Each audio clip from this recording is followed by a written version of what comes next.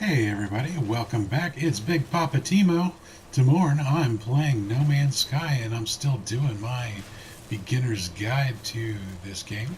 We are playing in the next version of No Man's Sky and I just love this game. I really do. And in the last episode we went into that building, the abandoned building, and I showed you what the monstrosities do. And we got a little bit of technology for our Overseer, and I was just farming up some uranium and some salt so that we can make a little bit of cash and fuel our pulse engine. I'm going to hit a couple little pieces of dihydrogen there because it's always good stuff to have. And what we're going to do is we're going to come back here. We're going to go ahead and focus on that. We're going to target our starship to get it off of that buried technology module, because otherwise when we lift off it would be showing a highlighted buried technology module everywhere we fly. Now that is convenient in some ways, but others it's just a royal pain in the butt. And what we're going to do here is see how far away from our base we are. We are only 5 seconds away. And we're going to go ahead and land. Now our Overseer sent her out on a mission, and we had to go find some microprocessors, and we still need to find a little bit of carbon, or not carbon, some copper. So we're going to go over here. This, I believe, is our local uranium deposit. And let's see if we have another copper one close by, so that we are not draining the one right in front of our building. Uranium. I think when I chose this location, guys, I was really thinking of the future. Uranium is much more useful further on down the road. Right now, what we really need is that copper, so we are actually going to come out here and mine our copper node right in front of the building. It would help if I was on the terrain manipulator. Got to make sure that I am on the smallest of settings, because we want the most amount of copper possible. And I'm sorry to do this to you, but you're going to have to watch me mine through some copper. But the terrain manipulator is by far one of my favorite tools. The only thing I like more is the mining laser on the exocraft later on, because they operate as both a regular mining laser and a terrain manipulator. They don't necessarily dig holes in the ground for you, but they will mine these types of nodes right from the vehicle. So that's something to look forward to in the future. We'll get to that further on down the line. That is a continuation of a lot of the quest logs. So in the meantime, just going to go ahead and keep farming this copper, because I believe we need 250. It was a lot of copper. This is the most of a resource we've needed so far was for this chromatic metal, because we're going to be making a hyperdrive for our fighter, and we are out of ferrite. What a shame. I'm going to go ahead and switch back to our mining laser and grab some ferrite dust.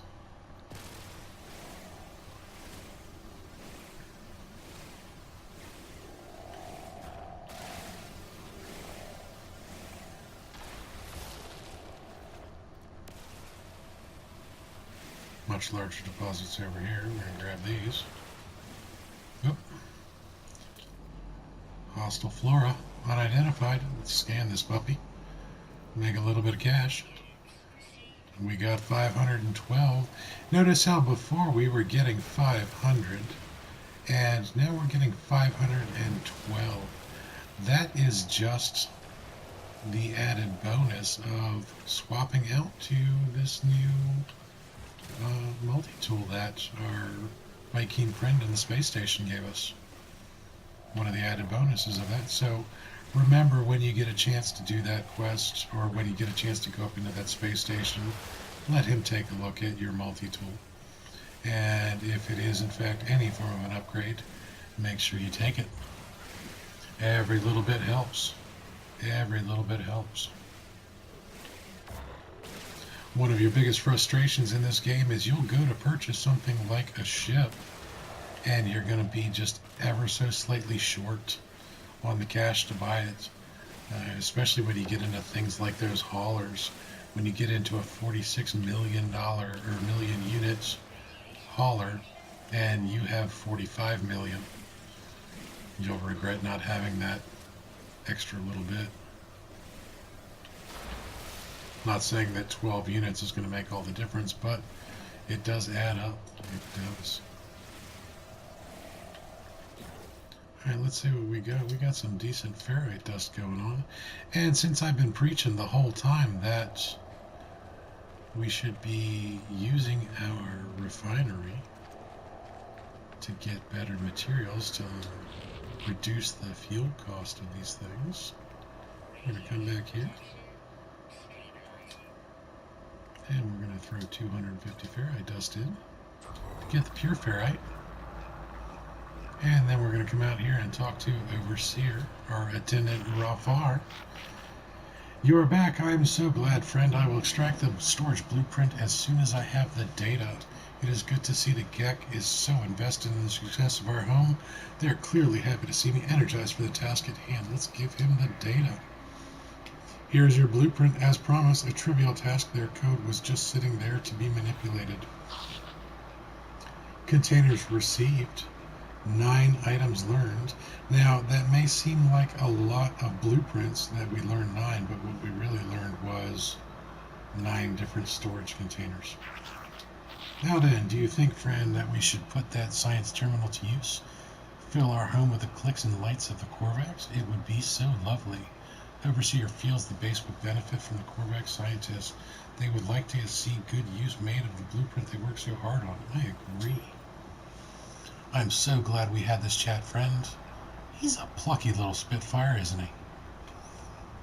Okay, we need to hire a scientist. But we need our pure ferrite to finish. Hey, look at that. Now we're not going to take it out. We're going to put it right back in and get some magnetized ferrite.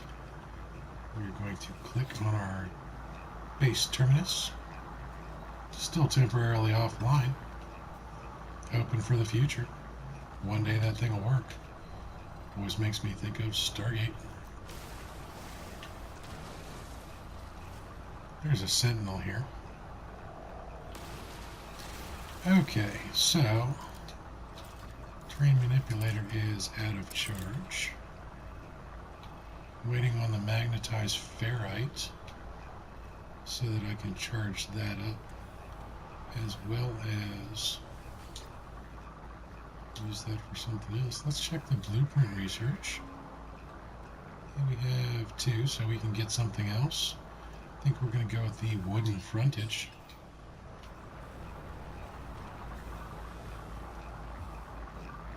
$77.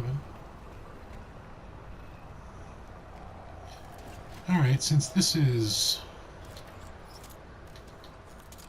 truly a beginner's guide, let's reload our bolt caster. Let's switch to the mining beam. And yes, I know there's a sentinel right nearby. Where is he? He's stuck in our building, guys. That poor little bastard can't get out. I can just sit here and mine away and he can't do anything about it. I could be killing critters if there were any right here. He's angry. He doesn't like me doing what I'm doing. But he can't get out of the building. He's glitched. Where is he? Oh, he's actually stuck in the ceiling. He's right there. Well, he can't do anything to us, and we can't do anything to him. So, we're going to call it a draw. Now, we're going to go ahead and take some sodium and throw that in there. and change that to some sodium nitrate, because there was something we were trying to make with sodium nitrate, but I totally forget what it was. So let's see where we are. We need to recharge our terrain manipulator. Let's go ahead and do that. And do that with magnetized ferrite. We're going to go back down to our carbon deposit, or copper deposit. I like saying that, mixing it up for some odd reason. We're on mine mode. I don't know if you noticed that. Ooh, we were shooting a big one. We just wasted a lot of copper, guys. I wasted a lot of copper, not we. That's why you got to be careful. That's unfortunate, especially since it's the one right in front of our base.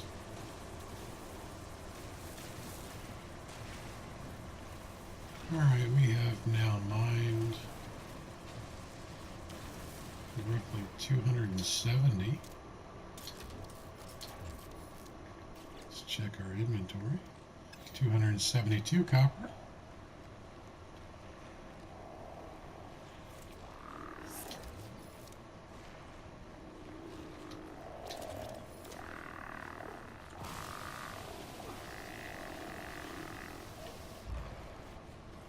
That poor sentinel is so mad at me right now. Can't do anything about it. But you know what? We got a little bit more mortite.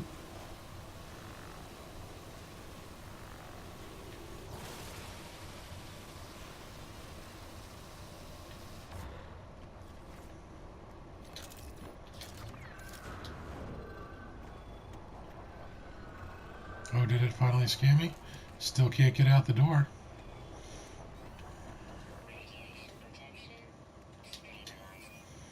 Okay, now we need to go ahead and let's put our copper in there and make some chromatic metal. That was the end goal. We've finally gotten around to doing that.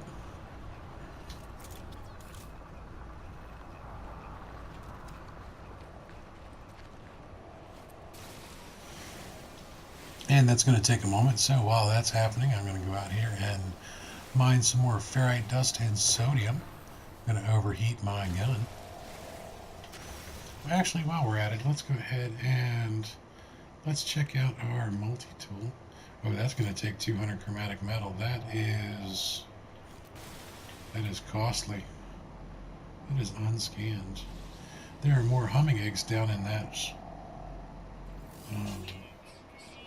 cave beneath us, so we know that there's another money source down there. There's an oxygen-rich plant. Really hated the fact that I needed 20 more mortite to get that last word. Couldn't do it. Couldn't do it. If you understand that reference, you're probably as old as I am.